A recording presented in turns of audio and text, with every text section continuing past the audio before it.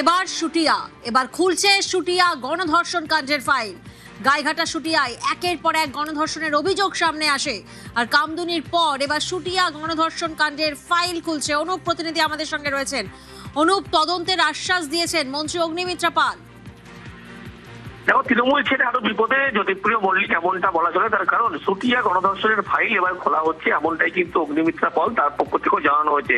বরুণ বিশ্বাস যে খুনের ঘটনা, সেই খুনের ঘটনা জ্যোতিপ্রিয় মল্লিকের নাম জড়িয়েছিল এবং সেই ফাইল কিন্তু ইতিমধ্যেই সরকারের পক্ষ থেকে খোলা হচ্ছে, এমনটাই কিন্তু জানিয়ে দেওয়া হলো। এবং শুধু তাই নয়, 2012 সালে 5ই জুলাই শিক্ষক যে বরুণ বিশ্বাস যে খুন হয়েছিলেন, শুটিয়া মহিলা গ্রামে মহিলাদের গণধর্ষণ একের পর এক ঘটনা ঘটেছিল। পরবর্তী সময় তিনি প্রতিবাদ করেছিলেন এবং তার পরবর্তী খুন হয়, এমনটাই লক্ষ্য করা যায়। এলাকায় প্রতিবাদ মঞ্চ গড়ে তোলে তিনি, অত্যাচারীদের বিরুদ্ধে তিনি লড়াই গড়ে তুলেছিলেন। এবং 2000 সালে ভয়াবহ যে বন্যা হয় এবং সেখানে দেখা যায় এলাকায় নদী সংস্কারের জন্য তিনি আন্দোলন করেছিলেন, যে আন্দোলন ভয়াবহ আকার নিয়েছিল।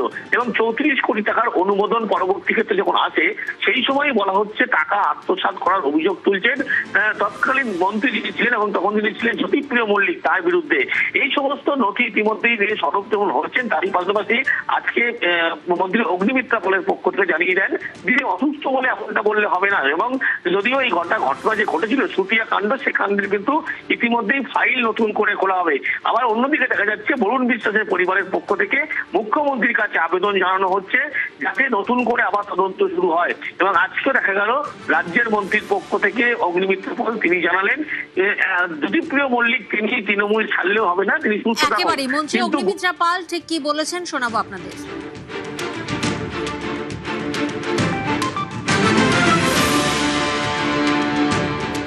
ধর্ষণের গ্রাম বলা হতো, কারণ সেখানে প্রত্যেক মহিলাকে ধর্ষণ করা হয়েছে।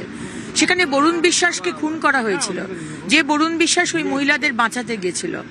এবং সেই খুনের পিছনে জ্যোতিপ্রিয় মল্লিকের নাম আসে। এত বছর তার ফাইল খোলা হয়নি, এখন উনি বলছেন উনি অসুস্থ। আমরা অবশ্যই কামনা করি আপনি সুস্থ হয়ে উঠুন, কিন্তু তার মানে আপনি অসুস্থ আর আপনি তৃণমূল থেকে অব্যাহতি নিয়েছেন বা রিজাইন করেছেন, তার মানে এটা নয় যে আপনি ছুট পাবেন। ফাইল খোলা হোক, শুটিয়া গ্রামে কোন কোন মহিলাকে কারা ধর্ষণ করেছে, বরুণ বিশ্বাসকে কে খুন করেছে, তার ফাইল খোলা হোক এবং শাস্তি হোক, বাংলার মানুষ জানতে চায়। গাইঘাটা শুটিয়ায় একের পর এক গণধর্ষণের অভিযোগ, 9এর দশক থেকে একের পর এক গণধর্ষণের অভিযোগ।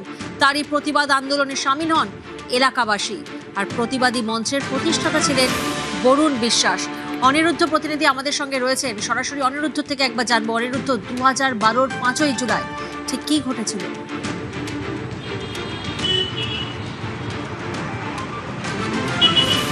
দেখো প্রিয়াঙ্কা, উত্তর 24 পরগনার গাইঘাটার শুটিয়া, এবং এই শুটিয়াতেই একের পর এক ধর্ষণ গণধর্ষণ হতে থাকে 9এর দশকের সময়। এবং পরবর্তীতে 2000 সালে এই এলাকার বাসিন্দারা একত্রিত হয়ে প্রতিবাদী মঞ্চ বলে একটি মঞ্চের তৈরি করেছিল, এবং সেই মঞ্চেরই মুখ ছিল এই বরুণ বিশ্বাস, শিক্ষক বরুণ বিশ্বাস। সেখান থেকেই এলাকার মানুষের কাছে জনপ্রিয়তা অর্জন করতে থাকে।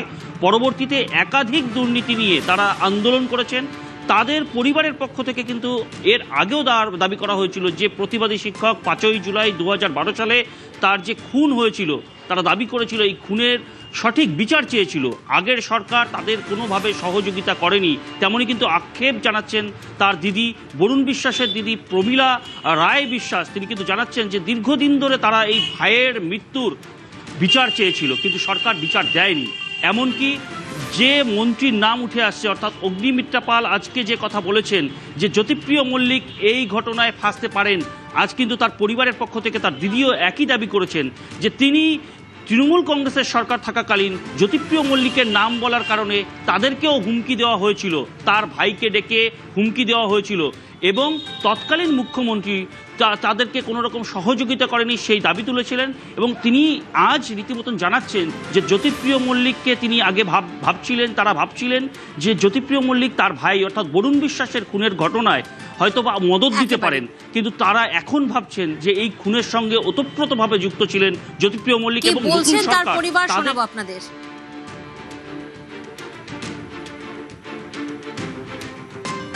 আমরা প্রথম থেকেই বলে এসেছি জ্যোতিপ্রিয় মল্লিক এই খুনের সঙ্গে, আমরা প্রথম বলতাম মদতদাতা, কিন্তু এখন জানি উনি ওই খুনের সঙ্গে ওতপ্রোতভাবে জড়িত। অগ্নিমিত্রা পাল তিনি বলেছেন, আমরা এটা আশাই করেছিলাম, নতুন সরকার এসেছেন, আমরা বরুণের বিচার পাবো।